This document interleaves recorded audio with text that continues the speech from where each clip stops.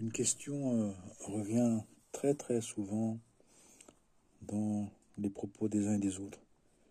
C'est pourquoi ce mal? Pourquoi toute cette violence? Alors que si Dieu existe, pourquoi il y a tout ça? Parce que Dieu nous donne un libre choix. Il nous a donné une partie de libre arbitre. On dit que le mal, c'est une absence de bien. C'est une absence de conscience du bien véritable, qu'on appelle Dieu, c'est-à-dire un bien absolu. Et donc, le divin s'est retenu, le divin patiente. Le divin n'a pas créé le mal, mais le divin laisse faire, euh, laisse interpréter, laisse imaginer les choses. Et cette appropriation, eh bien, est plus ou moins réussie, est plus ou moins juste, puisque on fait les choses avec qui on est, avec aussi nos limites, notre imperfection, avec notre désir, notre motivation, avec nos qualités et nos défauts. Donc, oui, le divin est en tout, et le divin est présent en tout. Et il est dit que justement, c'est pour ça que le mal, il peut être long, il peut paraître très long et infini, mais il n'est pas, il est peut-être illimité, mais il n'est pas éternel, nous dit-on. Et que justement, le divin nous donne l'occasion, dans sa création, d'avoir envie de faire le bien, d'avoir envie de réparer, d'avoir envie de prendre soin pour éviter de réparer, de bien se tenir. Et puis si on a manqué, eh bien de se repentir et de demander pardon et surtout d'agir. Parce qu'on dit bien que de reconnaître son erreur, c'est une chose, mais ensuite, il faut arrêter de faire cette erreur. Puis ensuite, c'est vouloir réparer cette erreur. Mais il y a aussi eh bien, des mauvaises habitudes, il y a aussi des comportements intéressés, des fonctionnements plus ou moins passionnés qui font que même si on a peut-être une bonne intention, eh bien dans les faits, dans l'incarnation, dans la réalisation, ce n'est pas complètement juste, c'est pas complètement ajusté. Et à nous d'ajuster ensuite, de nous parfaire, de nous perfectionner, d'avoir envie de mieux faire. Et c'est en cela où le divin nous laisse un certain espace d'expérimentation. Il faut bien qu'on ait, pour avoir un libre arbitre, il faut bien qu'on ait le choix. Alors, si on veut plus qu'il y ait de mal et sans faire l'effort de bien se tenir, c'est comme si on demandait que le divin, qui est tout aimant, devienne tout puissant et que il enlève tout le mal. Il peut le faire. Il l'a déjà fait. On dit qu'il l'a déjà fait dans les enseignements. Et qu'il le fera. Qu'il ne laissera pas l'humanité dériver au point de se détruire. Par contre, effectivement, on peut s'égarer. On peut s'abîmer un peu. On peut se faire du mal. Mais en même temps, il est dit aussi que le divin nous accompagne, que le divin est présent et qu'il essaie de nous inspirer à chaque fois une bonne manière de faire, une bonne manière de dire, une bonne manière d'agir. Donc effectivement, le mal existe parce que nous le faisons exister. Le mal existe parce que nous ne faisons pas suffisamment exister le bien. Et le bien, c'est d'agir pour le bien de tous les êtres, d'agir pas simplement pour soi, de prendre soin de tout le vivant, de toute la vie. Mais comment faire? Puisque chacun interprète à sa manière, chacun imagine à sa manière.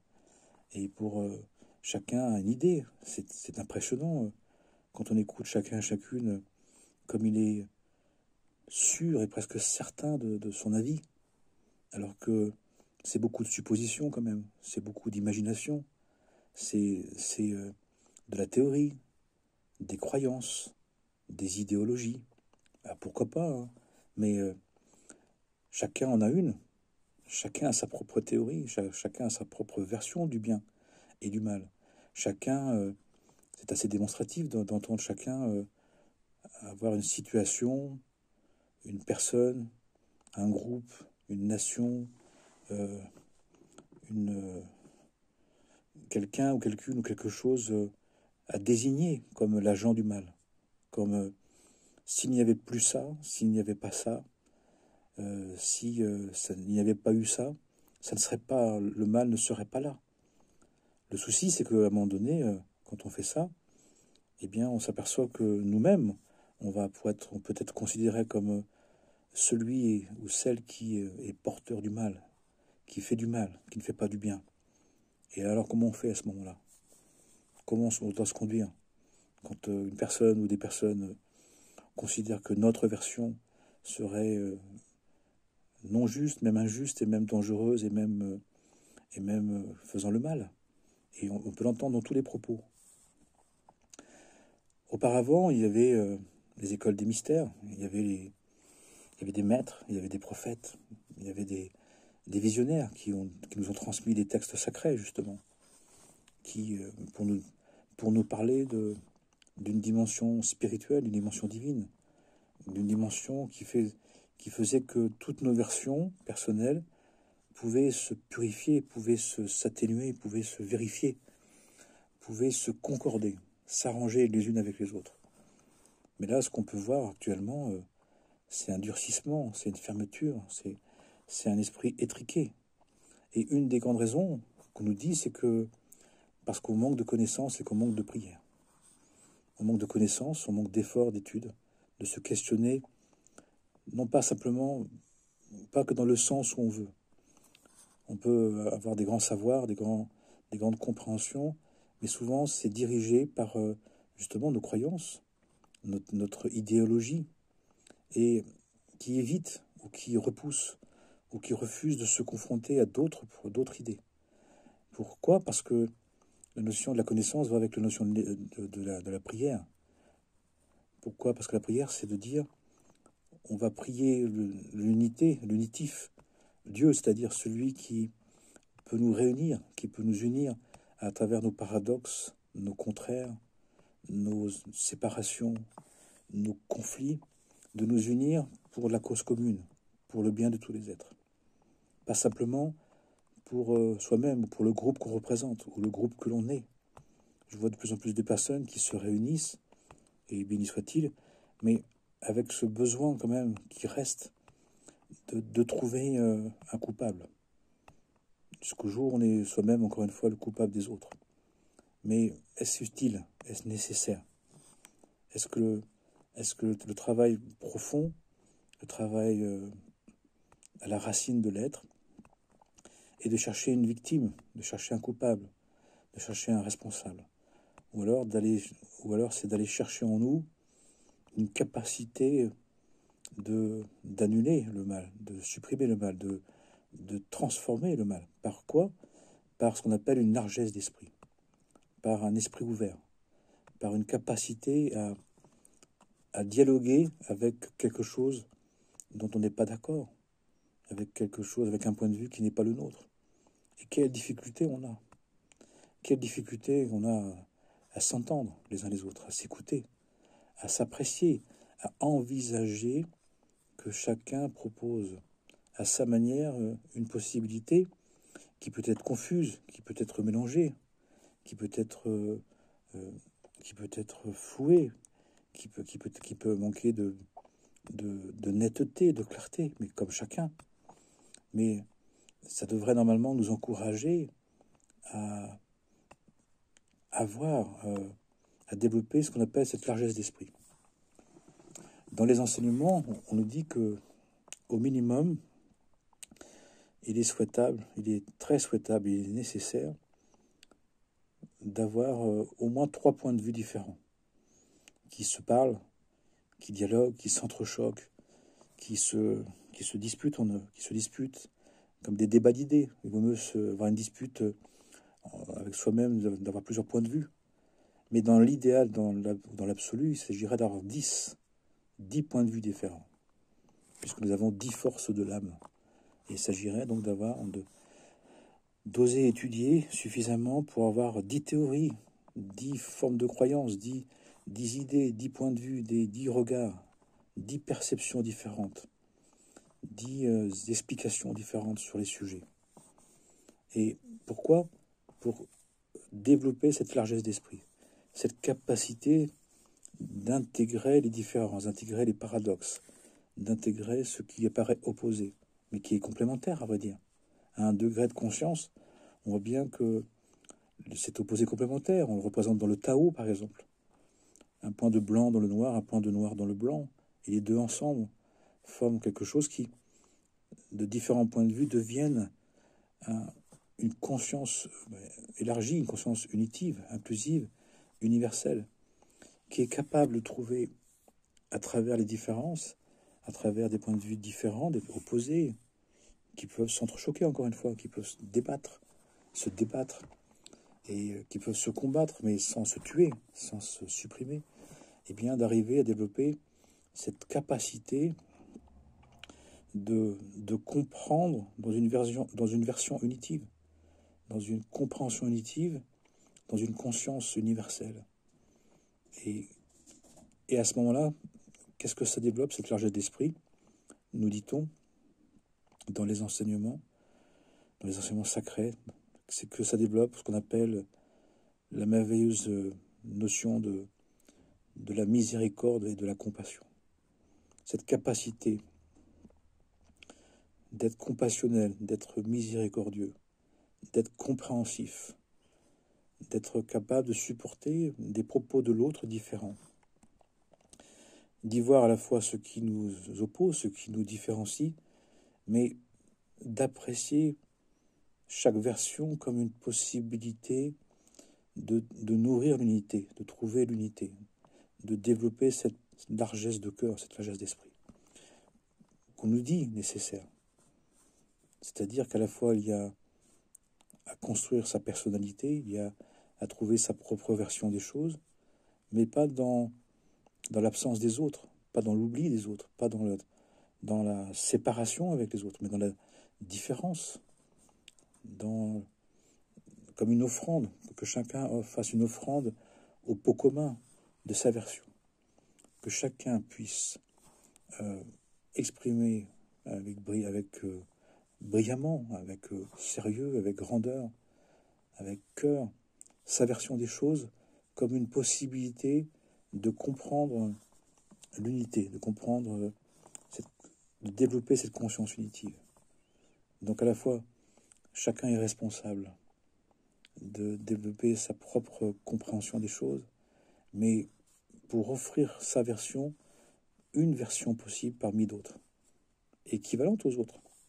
Et là, c'est là où on voit si on est que à tête, si on fonctionne qu'avec la tête, si on travaille, c'est-à-dire dans un esprit étriqué, on ne peut pas supporter des points de vue différents. Si on travaille avec la largesse d'esprit, la largesse du cœur, c'est-à-dire avec ce qu'on appelle l'intellect du cœur, pas que le mental, mais avec le mental relié au cœur, c'est-à-dire conscient que dans l'expression de soi unique, on recherche à faire de l'unité commune, à être unitif, inclusif et universel.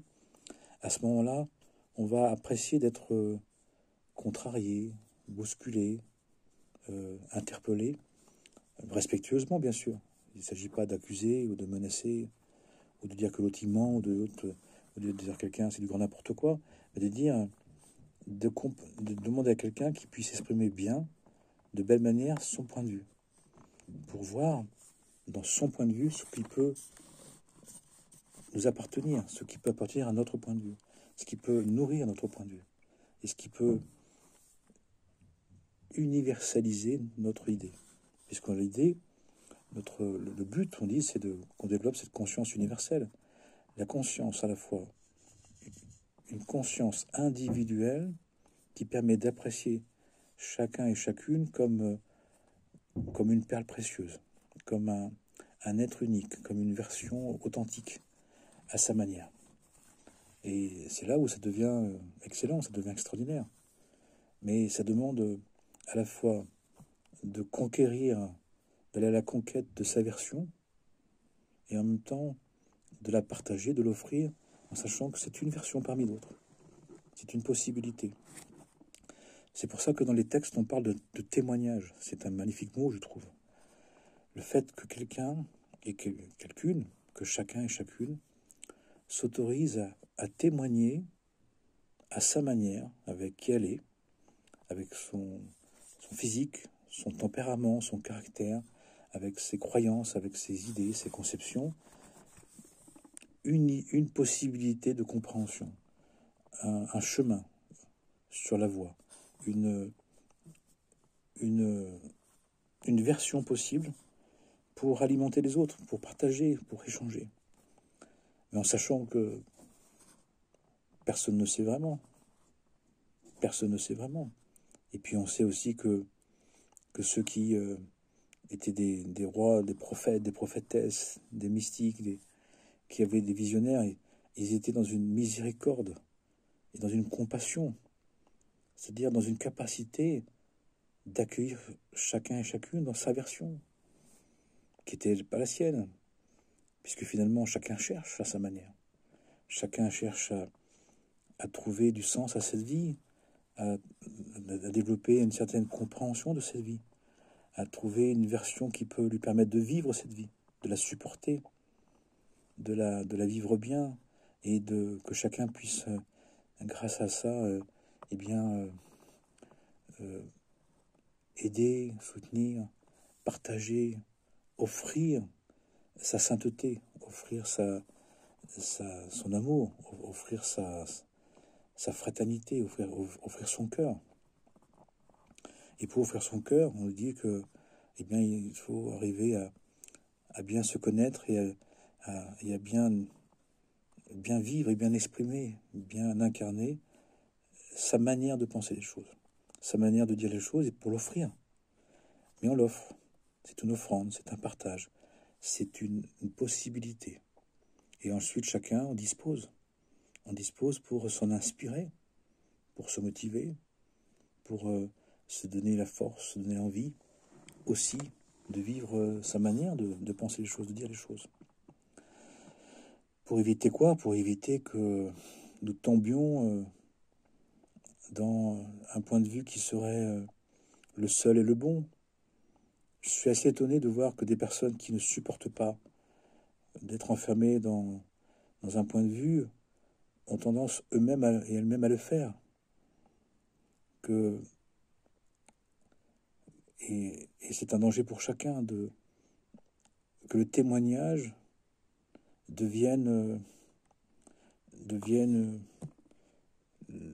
la version qui serait la seule juste et bonne. Est-ce que c'est vraiment possible? Est-ce que c'est vraiment plausible? On nous dit, les enseignements nous disent qu'on doit faire très attention à soi.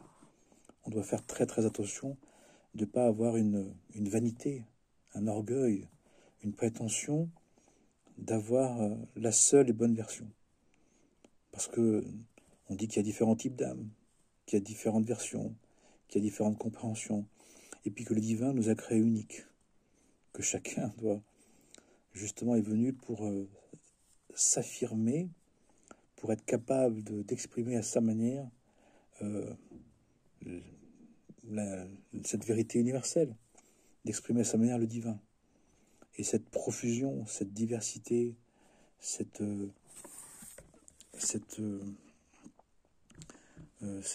diversité des points de vue, c'est extraordinaire tout de même.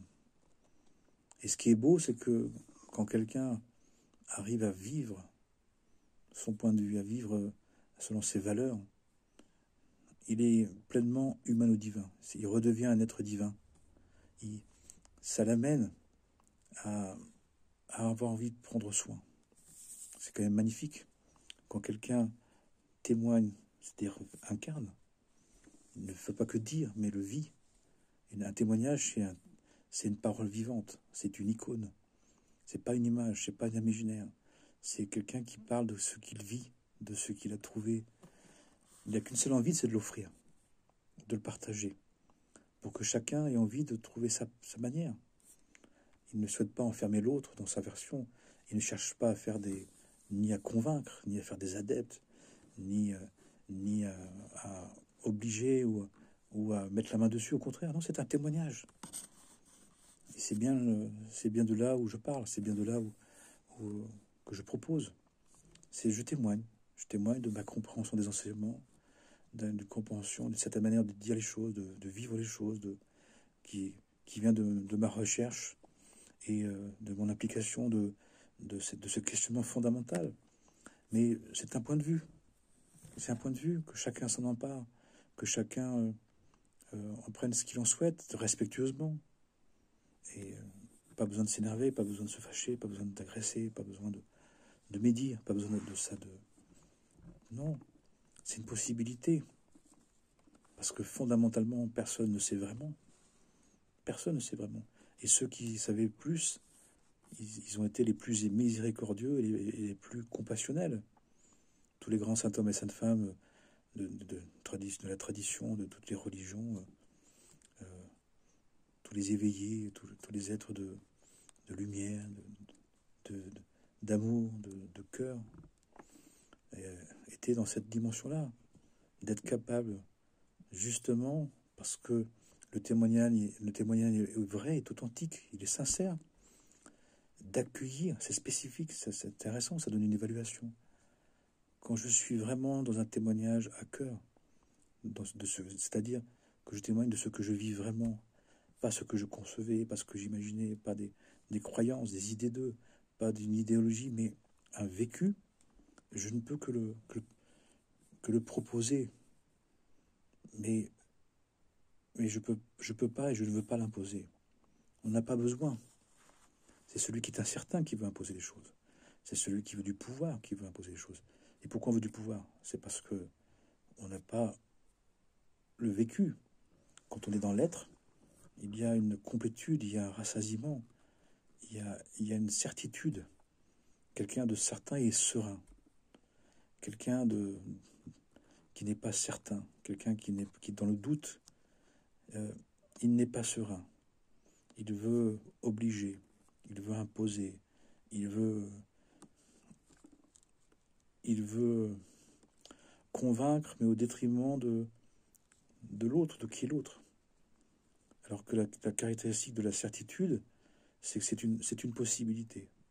D'être sûr et certain de sa version, c'est de laisser chacun et chacune, d'avoir envie que chacun et chacune trouve la sienne à sa manière. Pour justement qu'on puisse concilier à la fois notre besoin de nous affirmer dans notre version de la vérité, mais pour fraterniser, mais en permettant de fraterniser, en permettant de vivre ensemble. Je l'ai vu dans mon enfance, des personnes croyant de différentes religions qui vivaient ensemble, qui priaient ensemble, qui se soutenaient, qui se questionnaient ensemble, qui confrontaient leur religion, leurs croyances, leurs idées, pour développer un cœur commun, un temple commun, un sanctuaire, un lieu fraternel, un lien fraternel. C'est extraordinaire. Chacun était à la fois dans sa religion, et en même temps, ils y trouvaient Dieu. Ils y trouvaient le sens du divin, la réalité du divin, la présence du divin, tellement universelle, tellement éternelle, qu'ils savaient qu'ils pouvaient vivre à leur manière le divin, cette vérité absolue, et qu'elle respectait les différences, qu'elle aimait les différences, qu'elle aimait les versions différentes, particulières, et ils dialoguaient, ils échangeaient, et ils étaient émerveillés de voir à quel point le divin pouvait s'exprimer sous des formes, des manières, dans des conceptions, dans des points de vue aussi différents, mais qui amenaient au même cœur, au même état d'être, à un cœur élargi, à un cœur serein, à un cœur authentique, à un cœur qui aime tous les êtres, qui est capable d'aimer son prochain comme soi-même, alors qu'il est si différent, si particulier. Et ils étaient capables de trouver leur accord, des accords. Parfois c'était des harmoniques, parfois c'était des accords diatoniques, des paradoxes, des oppositions, des contradictions. Mais ça n'empêchait pas de fraterniser, au contraire.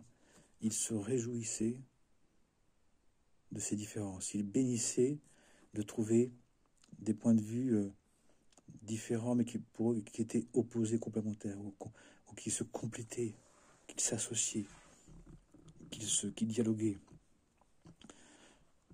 et qui fortifiait chacun dans une dimension du sacré, dans une dimension de l'éternité que chacun portait dans le respect de ses mémoires, de ses ancêtres, de son héréditaire, de ses croyances, de sa foi, de sa religion, mais qui n'empêchait en rien de fraterniser